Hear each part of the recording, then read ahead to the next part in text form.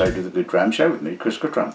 As per usual, a big thank you to everybody that watched last week's episode of the show, liked, commented, all that kind of stuff. Yeah, I thought it was a good episode of the show. So that was last week, and so on to this week. And this week, I just had this desire, I suppose, to do something a little bit left field. I get this kind of feeling every now and again, and I suppose that's part of the what I like to think about is the interest in the show is that I do tackle the occasional odd stuff, I've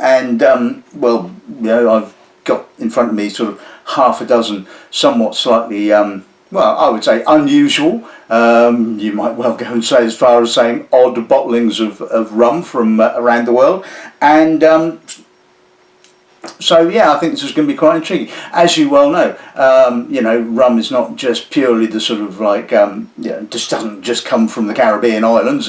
Pretty much everybody makes a rum now in all different countries of the world, a bit like whiskey really. So I've got a selection of rums that come from, all over the world, and like I said, some of them are unusual to say the least, and I got given these samples, and I'd never heard of half of these distilleries or bottlings, so it just goes to show that sort of how many different sort of distilleries that are around the world that are just flying under the radar. And I'm planning to do, hopefully next week, an episode on sort of weird and wonderful whiskies from around the world that fly under the radar, and there's a couple of them that are pretty weird and wonderful, but anyway, that's next week, so tune in to watch that. But anyway, I'm not going to say too much more today, because obviously I've got a number of samples from, half a dozen from different brands, and that's another interesting thing about rum, probably more so than whiskey, although obviously there are big brands in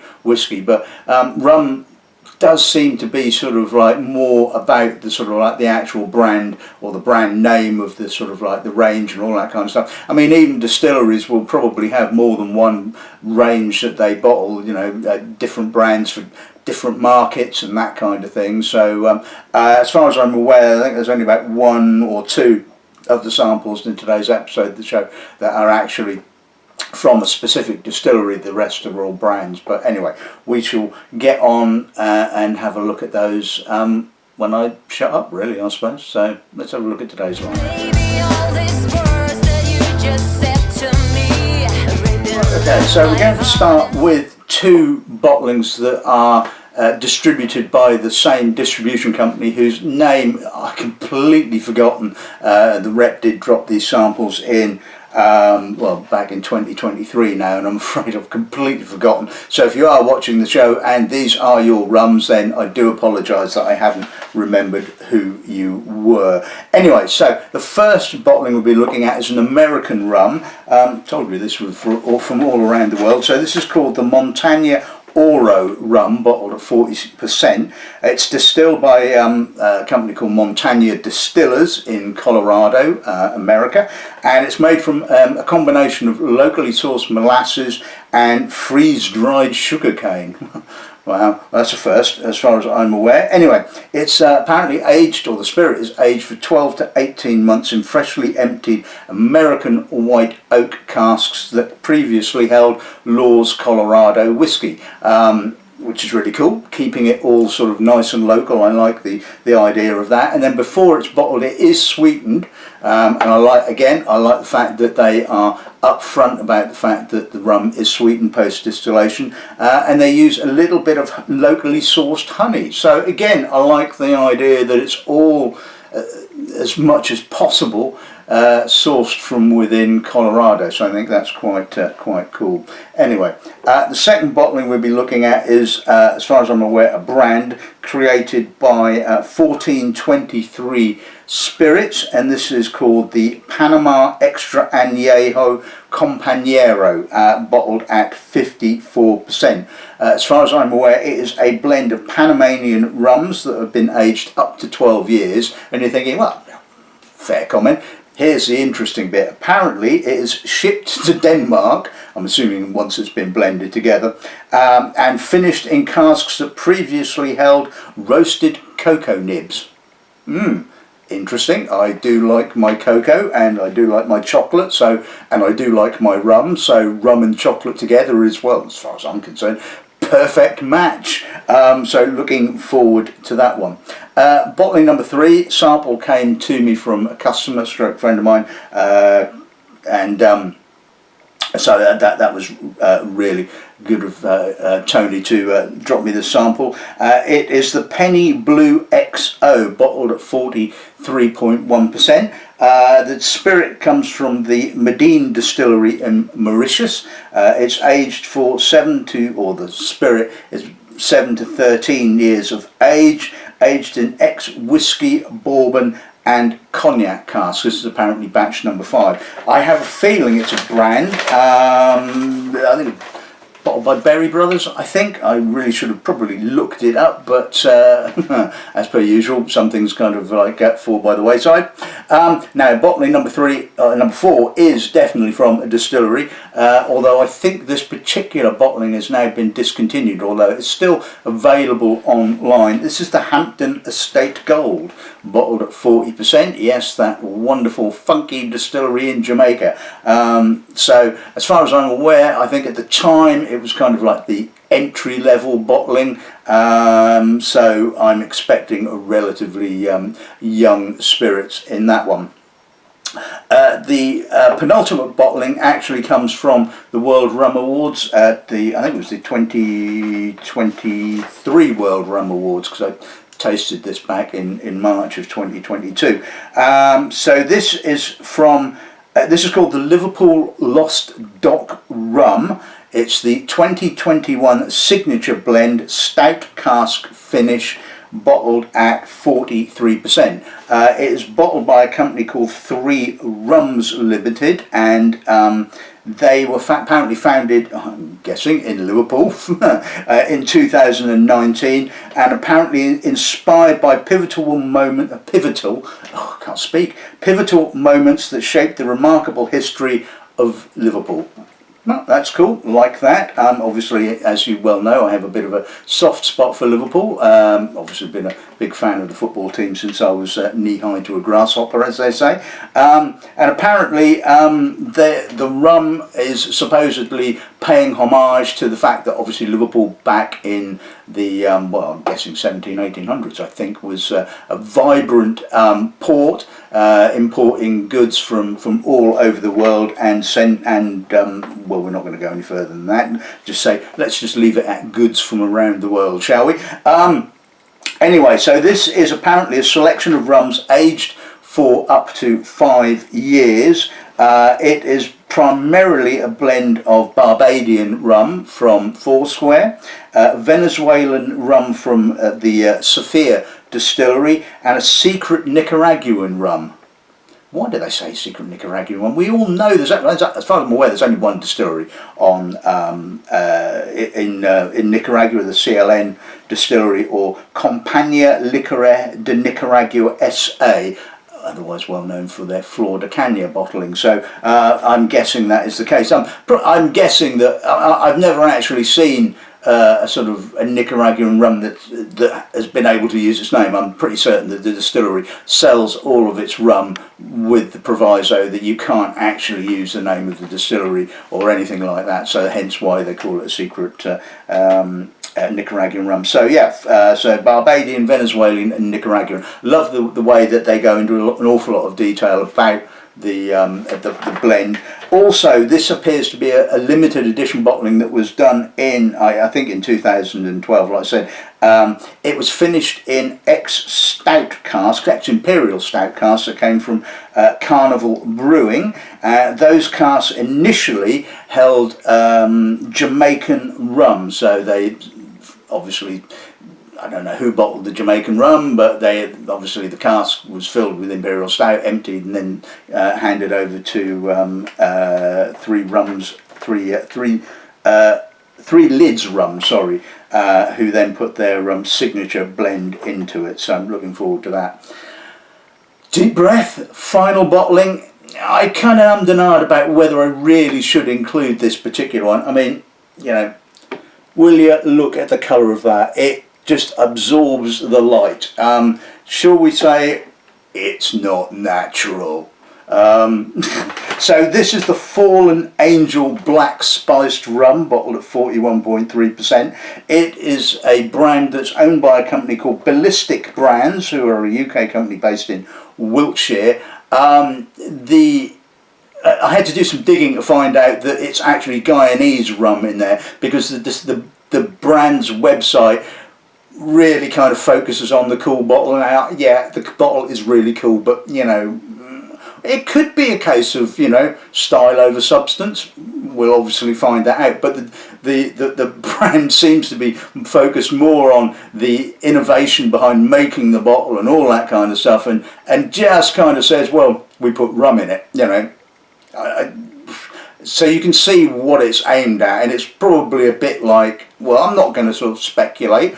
I always give everything a fair shot. And I have left it to last for a bloody good reason. So I think it's about time to kick off with a bit of American rum then. Right, okay, so let's see what the Montanya Oro gives us then, shall we? Okay, it's sweet-ish, not overly sweet. There is a sort of a honeyed sweetness there, obviously. Lime, tangerine, a little bit of wood smoke, vanilla. It's a bit perfumed, possibly. There's a little bit of dried fruit, a little bit of apricot, a little bit of banana. You can smell there's a slight sort of agricole kind of note in the background. It's well balanced, it has to be said. It's not too agricole and not too in your face. There's a sweetness there. There's a balance. It's pleasant. It's okay. It's 40%. It's kind of, you know, again, I don't want to sort of bang on about ABV, but it's all very nice. Okay. Shouldn't pass one.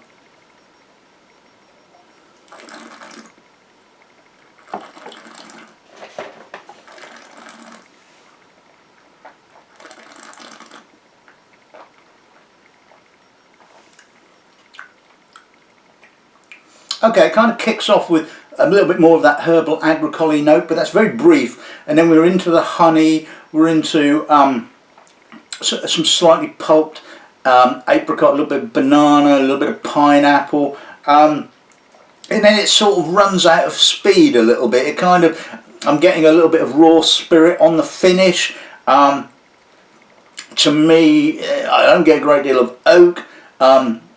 It's a little bit, I wouldn't quite go as far as saying cloying right on the aftertaste, but you can obviously, it feels like it's got honey in it, although, yeah, it's not bad, okay? I honestly think if that had been bottled at 46%, the intensity of alcohol may well have balanced up the sweetness a little bit more. I think it should have been bottled with a bit more age to it. I think sort of 18 months is just far too young. You still get the rawness of the spirit coming through on the finish. Overall, it's intriguing, it's interesting.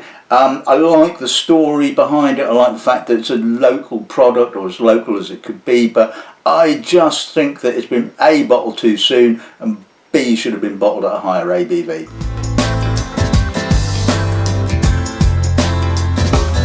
Right, okay, so let's move on to bottling number 2. I don't think we're going to be complaining about the ABV on this one being 54%, but let's see what the nose gives us.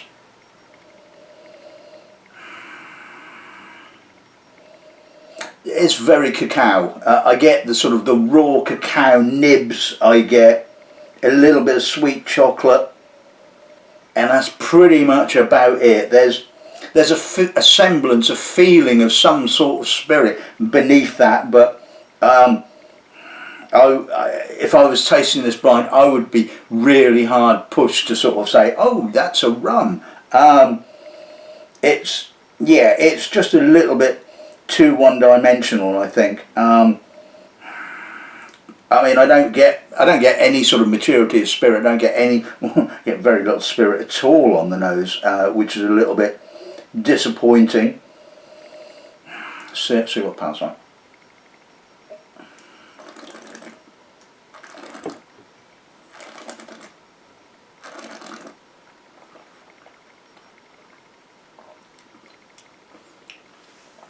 the palate is pretty much the same. Sort of a pleasant combination of raw cacao and sweet chocolate, almost sort of pure sort of like cacao bean flavour, which is absolutely lovely. I really like that. But there's just not enough, well, there isn't any rum character in it. It's a bit hot on the finish, it's a bit masked, but it's 54%. But it's just not giving me any information about as to what the spirit itself actually is, which is really disappointing. Let's see if a little drop of water kind of establishes some kind of balance. Not really. I get a bit more pineapple now coming out, but again, it's not saying rum to me at all. It's not really saying anything spirit-wise, unfortunately. So it pass on now.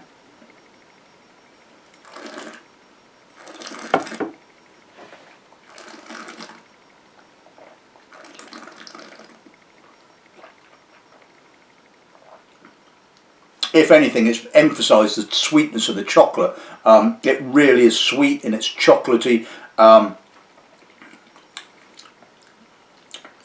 mean, as a product, as a drink, it's pleasant. I love kind of chocolate. It appeals to me. But as a rum, it really doesn't work at all. The chocolate is just well and truly overpowered any rum character, any spirit character whatsoever. You know, it could be made from anything, and this is the biggest problem I have with so many spirits, whether they're sort of finished in weird casks or they're finished in finished or aged in sherry casks. You know, it's the one-dimensionality of it that really sort of doesn't impress me whatsoever. You know, but like I said, I mean, if it's your kind of cup of tea, then or your cup of cocoa, shall we say, then it's going to hit the spot.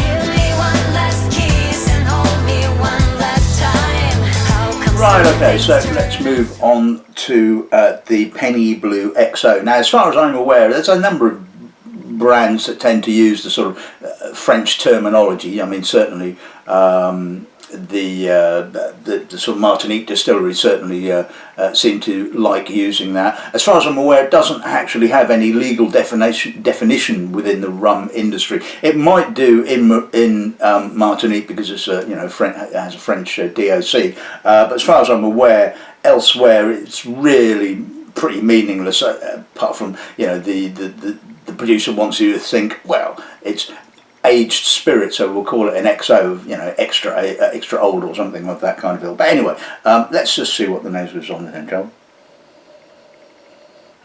Okay, that's a nice nose. I'm getting lots of column still fruit, dried fruit, that high tone column still fruit. There's a little bit of cognac-y sort of apple, oxidised apple, oily fruit, vanilla.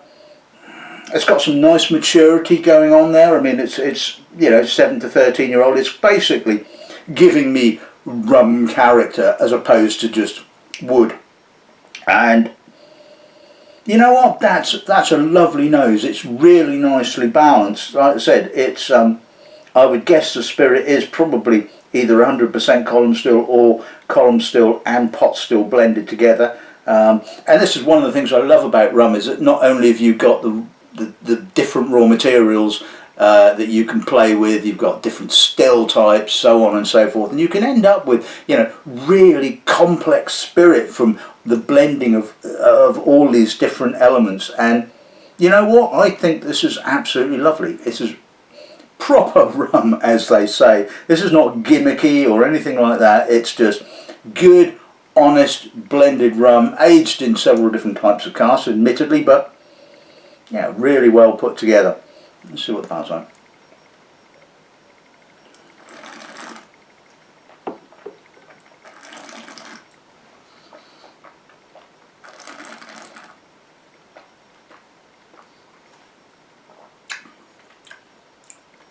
Again, very much like the nose, so I'm getting that sort of lighter column still, dried fruit, sultanas, that kind of thing. The cognac cask seems to be quite front and centre. It gives you that cognac-y apple, that oxidised apple. There's some vanilla, some slightly darker dried fruit just in the background. So again, it seems to imply to me that we're looking at probably 100% column still matured, or maybe sort of 90% column still with maybe 10% pot still. It doesn't quite have that sort of big chunky weight that I would associate with a pot still rum, but even so, it is beautifully balanced. Now I think Tony gave me the sample back in about 2019, and back then it was retailing for £40.95.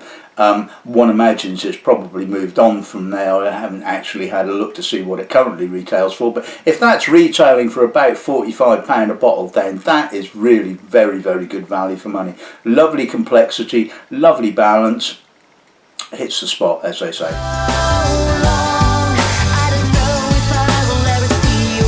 Right, okay, so let's move on to a bit of Hampden funk then, shall we? Nothing like that, is there? Let's see what the nose gives us.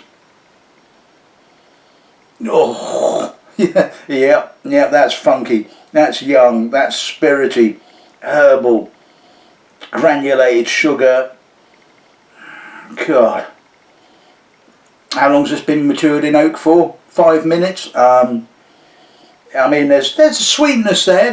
I'll give it, there is a sort of pineapple juice sweetness at work, but it is pretty raw, and it's a little confected, and it's a bit kind of ungainly, shall we say. And this is the big issue I always have with Hampden, is that when it's young, it's not kind of ripping my nose off, but you know, it's getting close to that. You know, it's pretty unwieldy, and it's intense.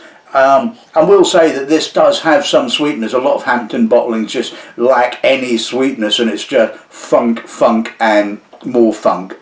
This does have some sweetness, but it really is pretty young. It's pretty raw. You know, it's kind of something a bit of fun, shall we say, if you like this kind of thing. Anyway, let's see what the pal's on.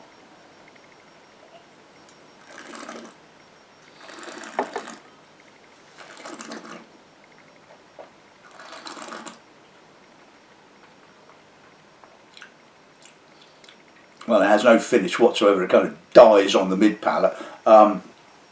That's a combination of 40% and really young spirit.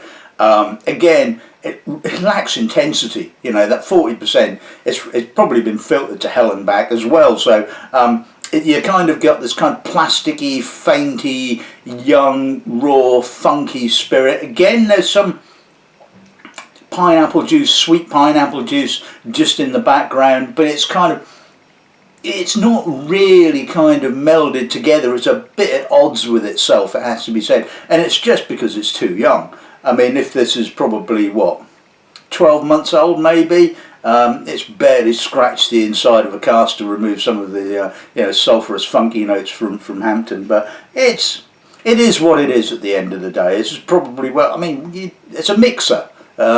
What the hell you would mix it with, I have no idea, but I don't think it has the intensity to sort of like handle anything, to be bluntly honest with you. It's just going to get completely swamped by whatever you mix it with. So really disappointing bottling, I think.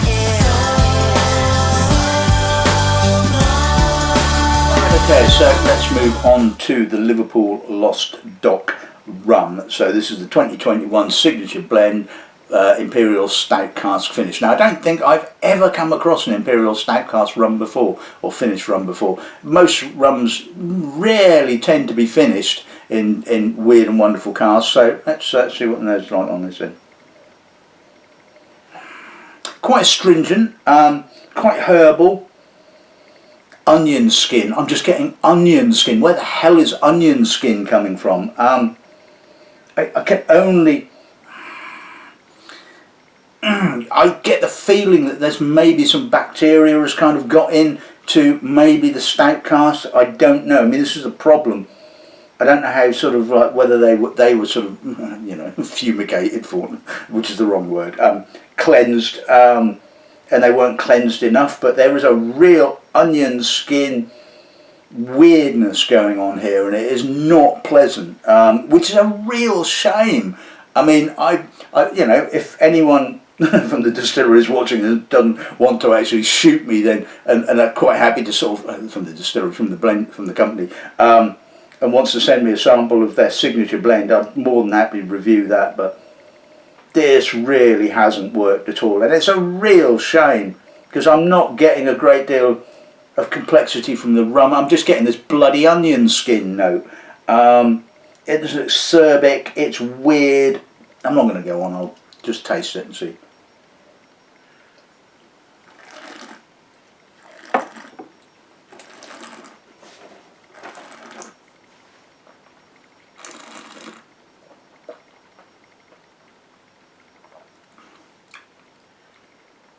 Okay, the palate's better.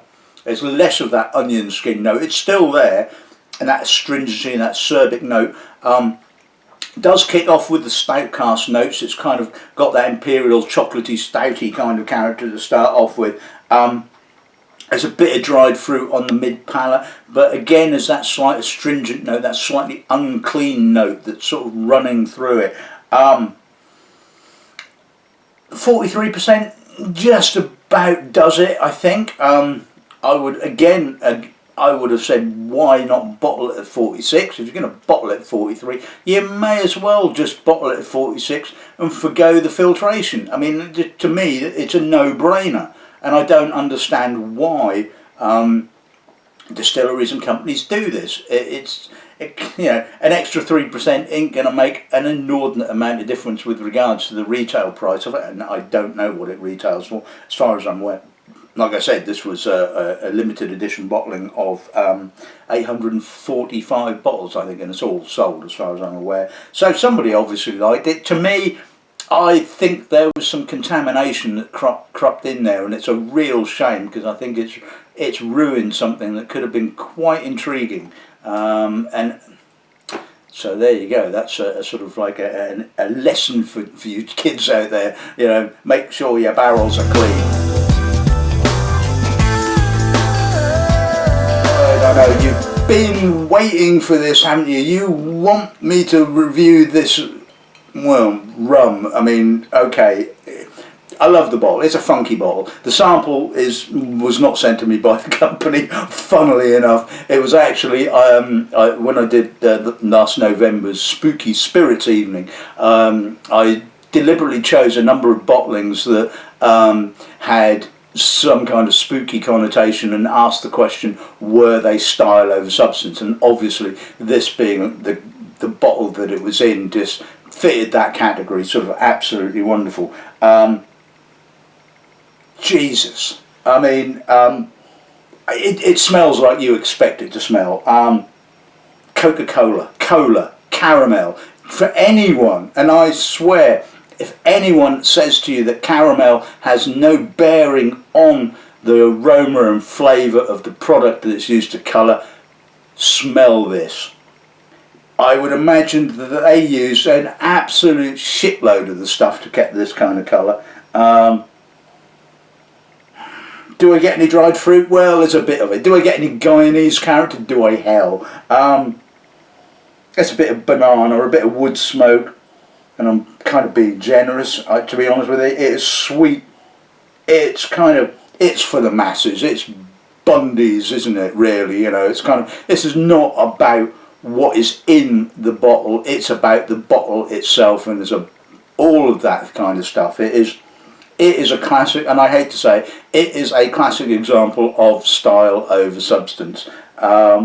I mean, you know, part of me was sort of like, really, should I review this with these kind of rums? Am I being disingenuous to it? And I thought, well, hell no, it's a rum, or it says it's a rum, so therefore it really should stand up to sort of like scrutiny with regards to other rums, you know, at the end of the day. If you're going to bottle it, it's going to get reviewed. We know what it's aimed for, we know the market it's aimed at, and, well, you know, that market obviously absolutely loves it. Me, you know, anyone with a desire for complexity and an inkling of rum character is going to be sorely disappointed. Anyway, let's see what the palate's like.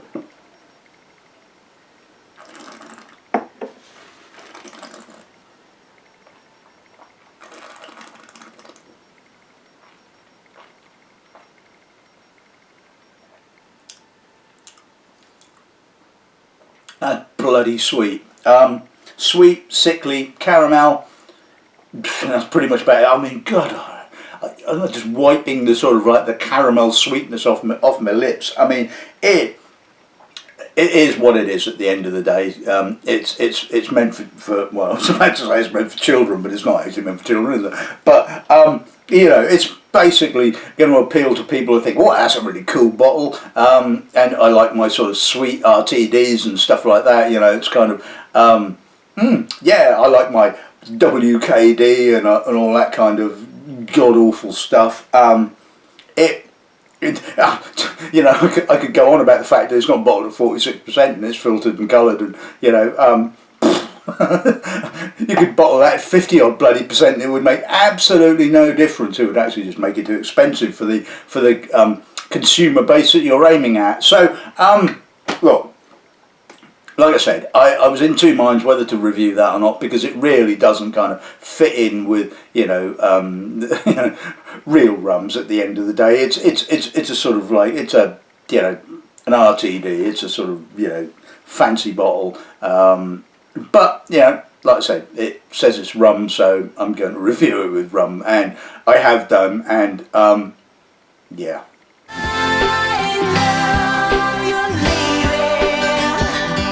Right, okay, so let's sum today's episode of the show. Well, I told you this episode was going to be a bit left field, and I think it certainly was.